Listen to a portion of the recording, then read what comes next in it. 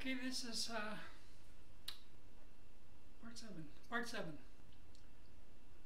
of Did you know that President Ronald Reagan was a snake oil salesman?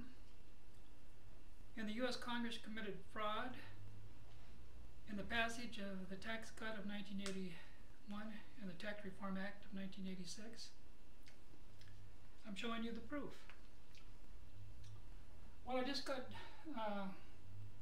finishing showing you Reagan signing the 1986 Reform Act. We're going to go to this chart next here. Actually, it's two charts, combined two charts here. This is, of course, a photo of Reagan. When he became president here in 1981, the U.S. national debt was $994 billion. And when he left office in 1989, the national debt was $2.8 trillion. Huge. Triple. Almost triple the debt. Now I put this side by side with the 1981 tax rates and brackets here. There was 16.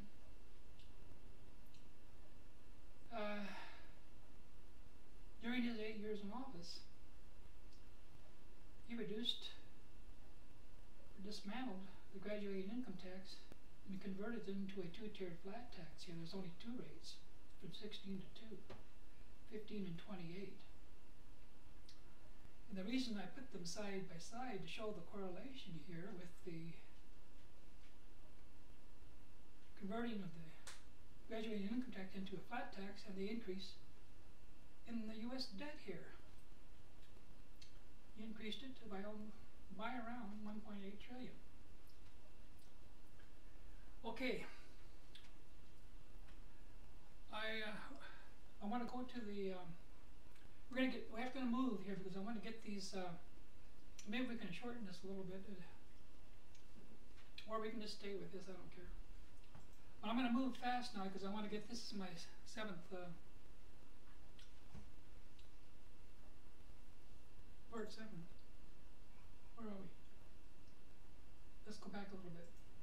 Okay, we're going to go next to Reagan's tax returns.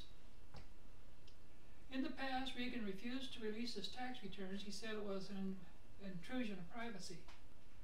He was embarrassed when it was revealed he paid no California income tax in 1970 when governor.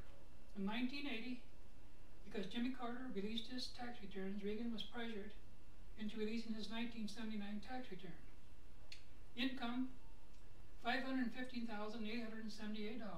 He paid 40% in taxes.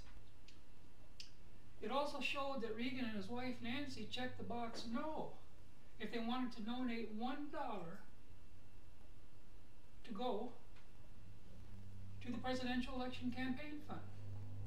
That is shameful, considering his income here, that he and his wife would not give $1 each to this fund.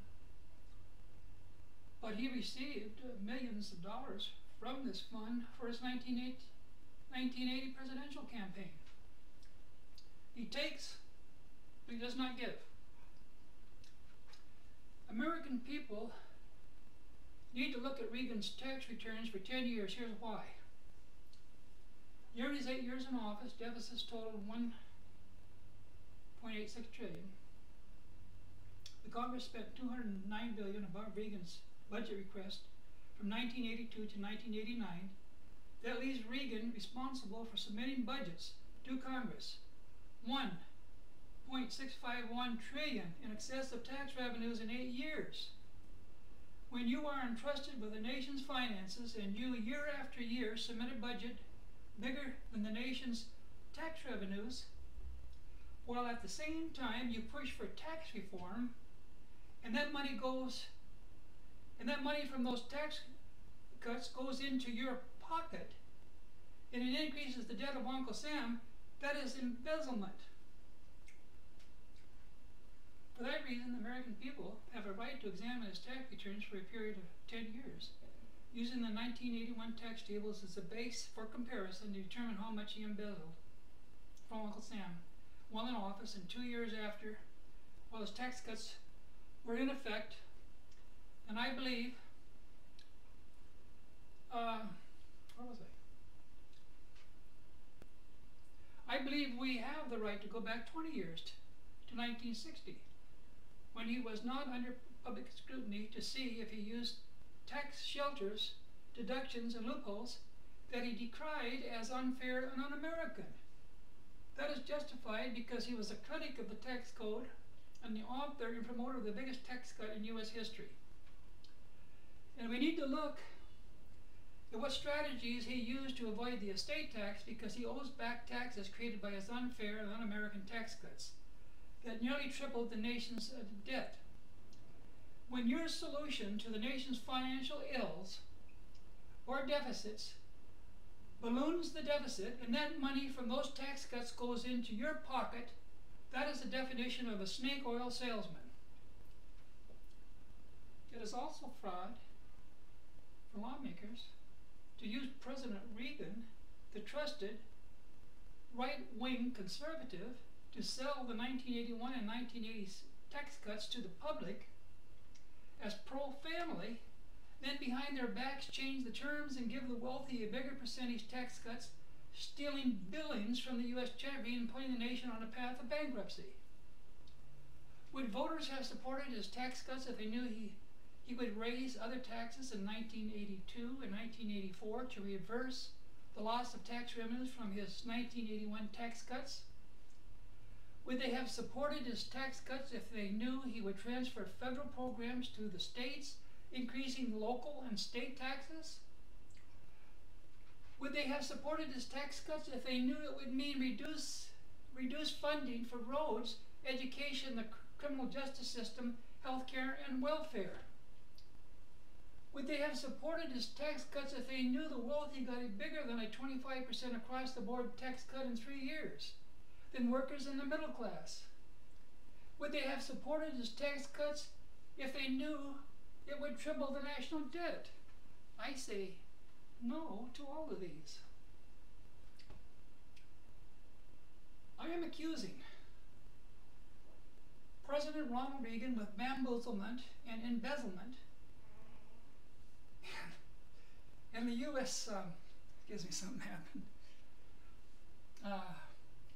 What was I saying there? And the U.S. Congress of fraud in passing the 1981 tax cuts, the biggest in U.S. history, and the Tax Reform Act in 1986, without proper public enlightenment and the consent of the majority of voters.